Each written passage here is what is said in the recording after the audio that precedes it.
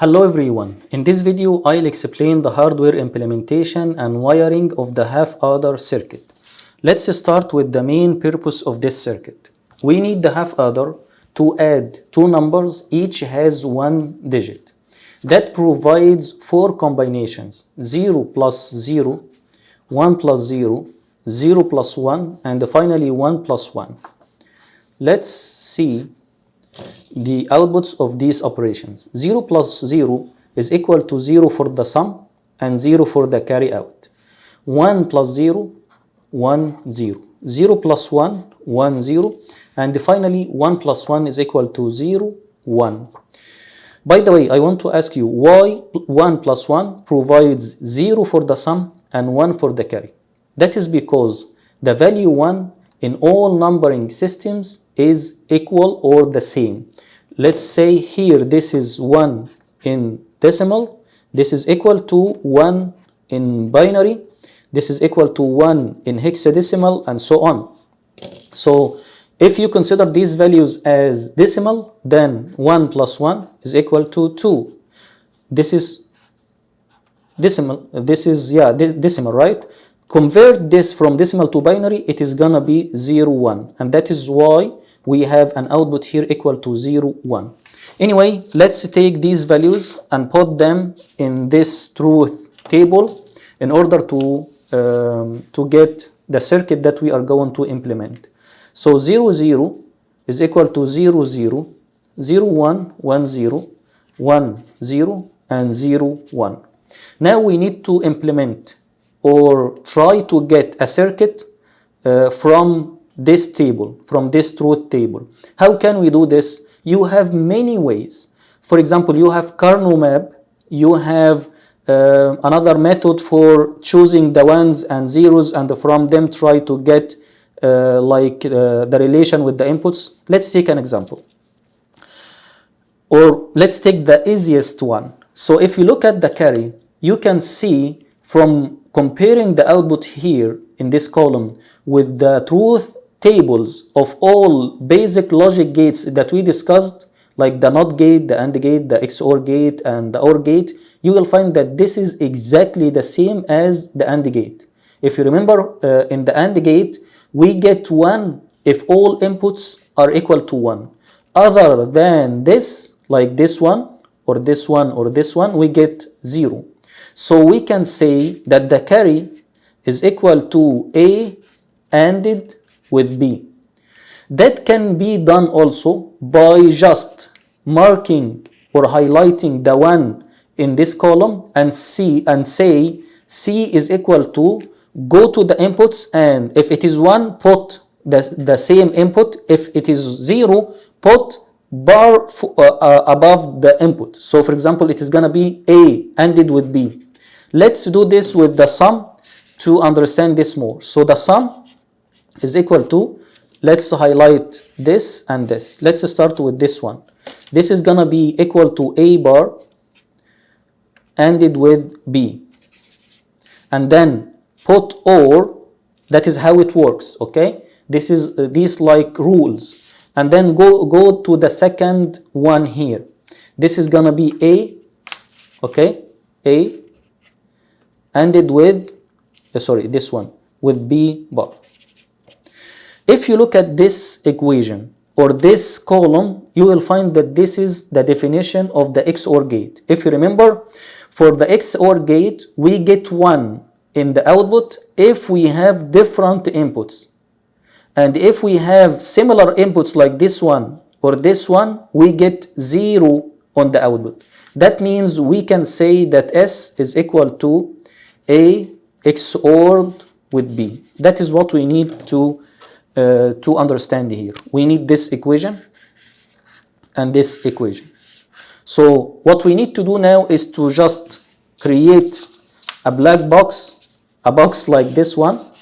This box should take A and B as inputs and provide S and C as outputs. And within this circuit, we need to see how A and B will provide S and how A and B will provide C. If you look at here, C is equal to A and B. So I am going to draw an AND gate and take a value from A, a value from B, and connect this to C. And then S is equal to A XORed with B. So I am going to add here XOR gate, and then this is with B. That is how it looks like. And then we can take a look on this here.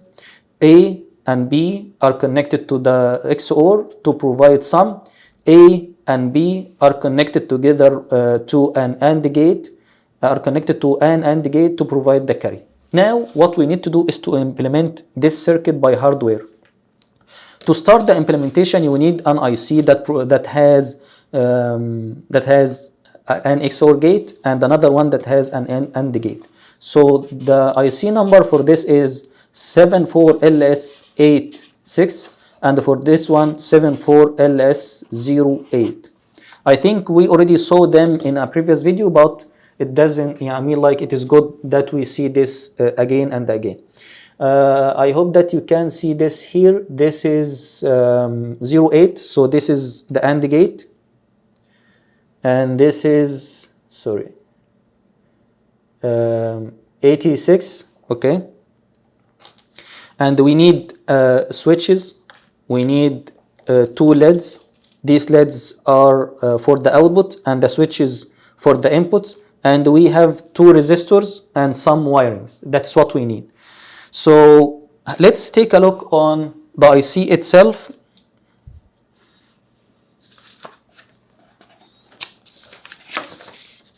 So this is the IC number 74LS08, and this is how it looks like. Let me focus a little bit. Okay. We have pin number 1 up to pin number 7 here, pin number 8 up to pin number 14. I am explaining a little quickly here because we already discussed this in one of the previous videos. So this is pin number 7, this is to the ground, and this is to the VCC. And then we are going to choose this AND gate to build the half adder. You can choose this one, or this one, but I'm going to choose the first one here. Okay, this is the hole that we see in the IC. Let me show you this hole here. Do you see this one? Okay, so this is pin number 1. What we need to do is to connect 2 switches to the input and 1 LED to the output. So I'm going to connect something like this, VCC, and a switch here.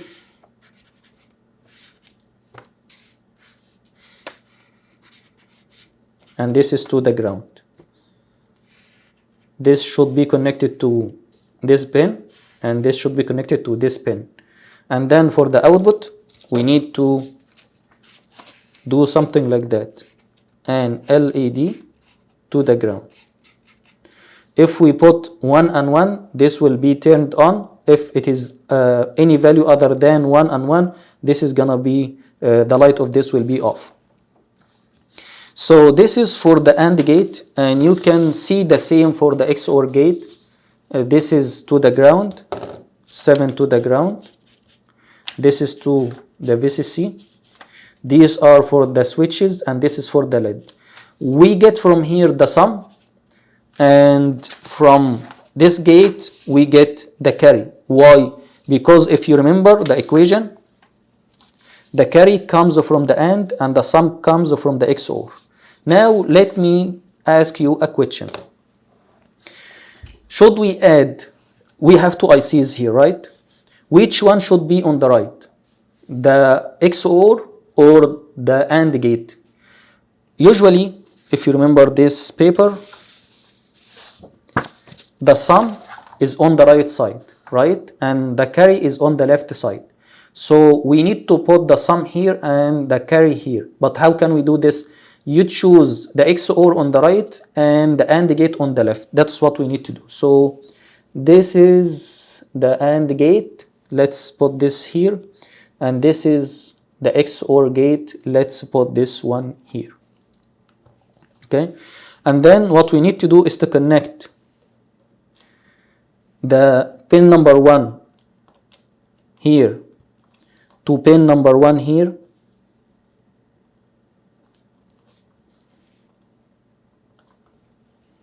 Why are we connecting pin 1 here to pin 1 here? Because if you look at this paper, you can see that pin 1 from the XOR is connected to pin 1 in the AND. Pin 2 here, do you see this? Is connected to pin 2 here. That's why we are connecting pin 1 to pin 1 and the pin 2 to pin 2.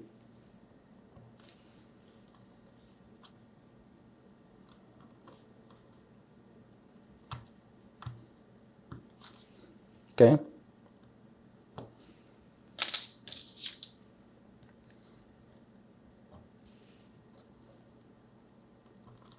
Let's now connect the VCC and the ground. So I am going to connect the ground, pin number 7 to the ground here, pin number 7 for this one to the ground, then pin number 14 on the other side to the VCC,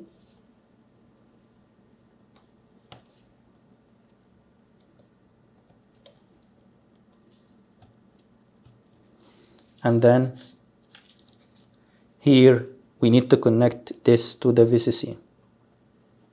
Okay, so we now finished this wire. We need to connect the LAD to pin number 3 for both ICs, for the two ICs. So I'm going to take this LED and connect again. The small part is the positive, so I'll connect the positive part to pin number 3 and the negative part to the ground. The same applies for the carry. Pin number 3 to the ground. I hope that you can see this. Okay, so this is pin number 3 and it goes to the ground on the other side. We need now to connect the switch circuit. So we have two switches. I'm going to add these two switches like this. Okay, the two pins in the upper part should be connected to the VCC. So we have here these wires.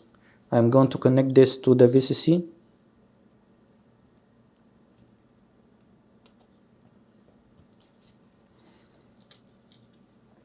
And this one to the VCC also. For the lower part, we should connect a resistor to the ground for the two switches. So we have here a resistor from this point to the ground and another one from this point to the ground. Once you do this, all you need to do is to connect A and B either to the XOR or the carry. You might wonder, why should we connect to only one? They should be connected to both of them.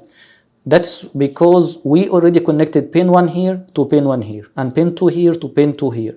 So all you need to do is to take two wires from here to here or from this to this. That's it.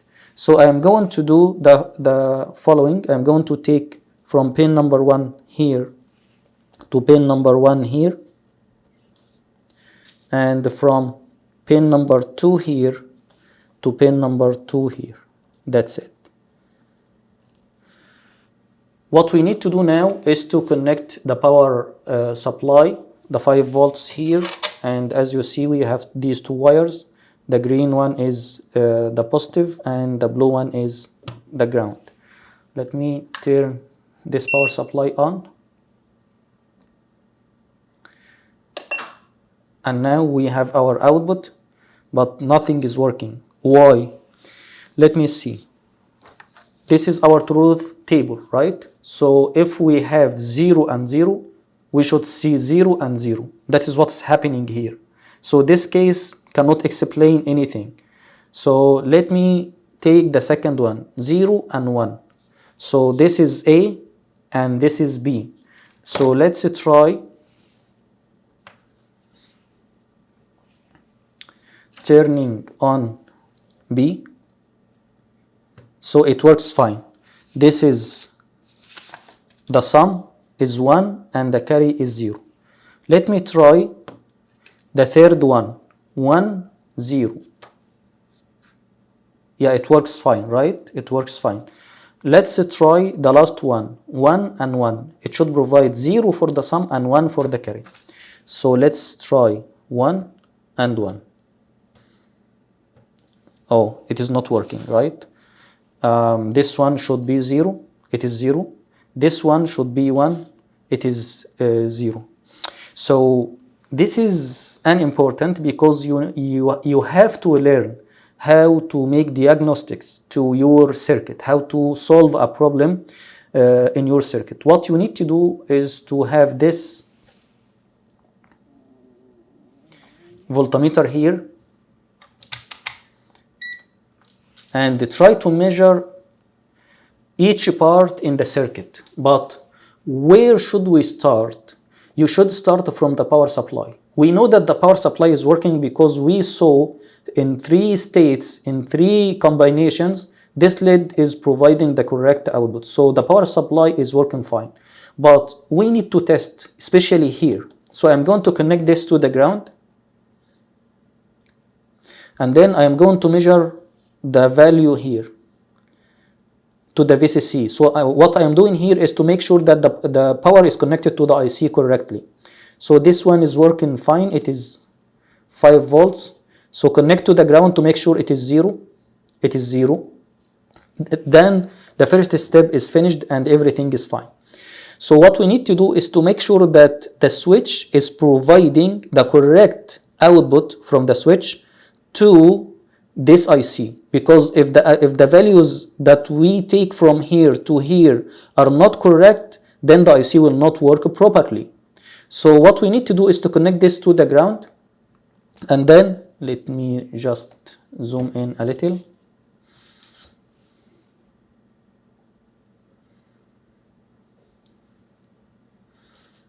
Okay, and then you need to read the voltage here.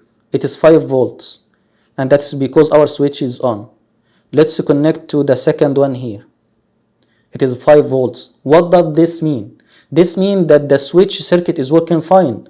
And another proof for this is if you turn this off, it is going to provide like 0 volts, right? It is almost 0. And if you turn the second one off, this one is going to be 0. That means that the switch circuit is working fine and it is providing a correct output from its side to the ICs. So now let's turn these switches on because this is where we have the problem, and let's read the values on the IC. So the value here is 5. The value here is 5. So the output should be 5. This is an AND gate. If we measure the output, it is 5. So this is our problem. This is why it is not working. Okay, because we might just reverse the connection. If you reverse the connection here, it is not working. So take this LED, put it here, and bring another one.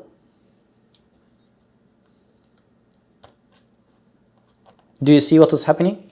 It is working fine. So the problem was on the LED itself, but you have to take everything step by step because you cannot come to a conclusion that this LED is not working and it is something else. It might be the IC itself, it might be the switch circuit, it might be the power supply, and so on.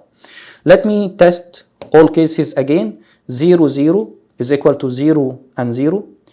1, 0 is equal to 1, 0. 0, 1 is equal to 1, 0. And finally 1 and 1 is equal to 0 and 1. Okay, that is what we needed to explain today, and in the next video I'm going to explain the full other circuit, and that is all for today, and see you in the next one. Bye.